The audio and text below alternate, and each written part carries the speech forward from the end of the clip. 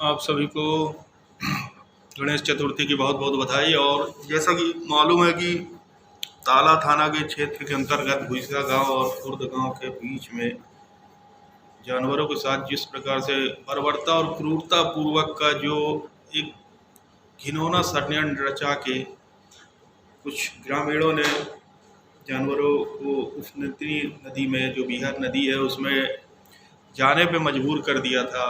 इसके अलावा भी जो जानवर बच के आना चाहते थे उनको बहुत बुरी तरह से डंडे से मारा गया, जिससे वो जानवर बह के चले जाए। तो मैं ऐसे लोगों से विनम्रता पूर्वक निवेदन करता हूँ कि यदि उनको ऐसा लगता है कि जानवर उनके खेतों का नुकसान कर रहे हैं तो 8-10 की संख्या में हर इंसान जग के और एक क्षेत्र के अंतर्गत में खेतों की अपनी रखवाली कर सकता है, क्योंकि इसमें जानवरों की गलती नहीं है। ये सभी जानवर हम इंसानों के आसपास ही जीवन विचरण करते हैं, जो हमारे द्वारा इनको खाने को मिलता है और वही ये खाना खाते हैं। प्रकृति ने जिस प्रकार से जैसा निर्माण किया है तो उसमें एक इंसान ही ऐसा जीव है जो समझदार भी है, बुद्धिजीवी भी है और कार्य में सफल भी है। बस फर्क इतना है कि यदि इंसान भी अगर इस प्रकार से क्रूरता और बर्बरता करेगा तो फिर मुझे लगता नहीं है कि अन्य समुदायों के बारे में हम कुछ कह सकते हैं। इसके अलावा आप सभी को ये मालूम होना चाहिए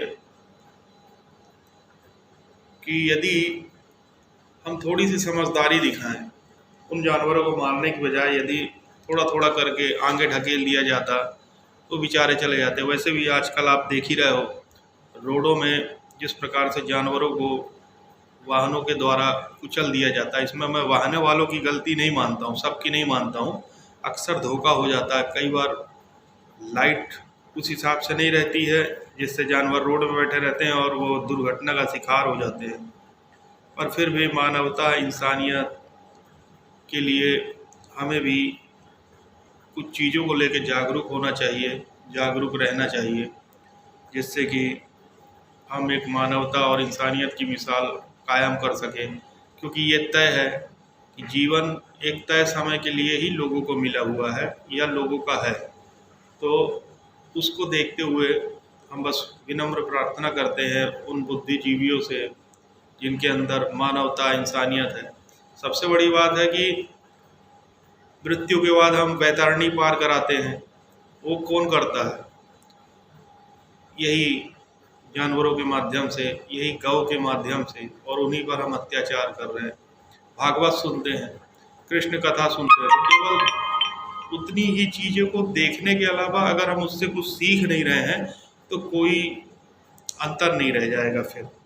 तो कृपया सभी से विनम्र निवेदन है कि ना अत्याचार करें इस तरह का, और जो करता है उनको भी समझाएं। जरूरी नहीं कि आप विवाद करें, बहुत सी ऐसी घटनाएं हैं, बहुत सी ऐसी तकलीफ़ें हैं जीवन में, तो समझदारी से उसका अगर हम पालन करें तो हमारे साथ वो जीव जंतु भी खुश और प्रसन्न रह सकते हैं, जिनके आसपास या जिनके किसी भी प्रकार की कोई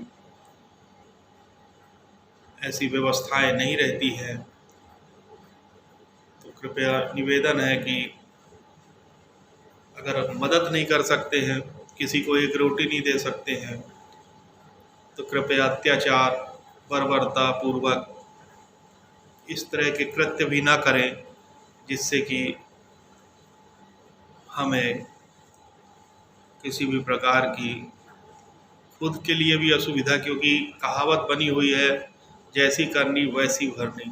जैसा हम कृत्य करते हैं, यदि उसका परिणाम आज हमें नहीं मिलेगा, ज़रूरी नहीं हमारे आने वाले जो भी सदस्य हैं, जो भी प्राणी हैं, उनको इसका कृत्य का जो फल है वो भोगना ही पड़ेगा। तो निवेदन करता हूँ कि सभी ऐसे कृत्यों को न करें और हिंदुस्तानी होने पर जो गर्व का महसूस होना है उसको बना के रखें। यही प्रार्थना के साथ मैं सभी को राम राम करता हूँ।